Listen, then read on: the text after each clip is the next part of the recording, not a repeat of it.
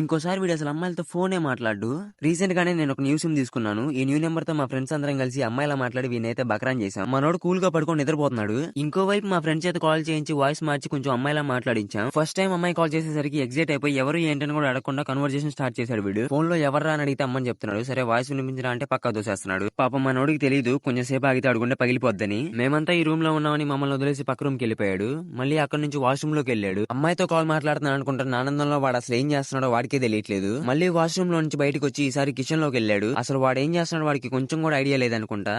అమ్మాయి అనుకుని ఫోన్ లో తెగ మాట్లాడేస్తున్నాడు. కొంచెం సేపు ఆగితే మబ్బులు ఇడిపోతాయి ఎదవకి. ఆల్మోస్ట్ 1 అవర్ మాట్లాడిన తర్వాత నిన్ను ఒకసారి చూడాలనుంది, నీ పిక్ పెడతావా అని అడిగాడు. పిక్ ఎందుకు, డైరెక్ట్ గానే వచ్చి కనిపిస్తా అని పక్కన మాట్లాడుతున్న మా ఫ్రెండ్ వచ్చి వాడు ముందు నుంచున్నాడు. దెబ్బకి బ్రెయిన్ బ్లాస్ట్ అయిపోయింది మనోడిది. పాపం అమ్మాయి అనుకుని గాల్లో తేలిపోయి మాట్లాడాడు. ఒక్కసారిగా అమ్మాయి కాదని తెలిసి గాలి మొత్తం పోయి కింద పడ్డాడు. మీరు కూడా మీ ఫ్రెండ్స్ తో ఎప్పుడైనా ఇలా ఆడుకుని ఉంటే వాళ్ళని ట్యాగ్ చేయండి, ఈ రీల్ వాళ్ళకి షేర్ చేయండి. మీరు మాత్రం సబ్స్క్రైబ్ చేసుకోండి.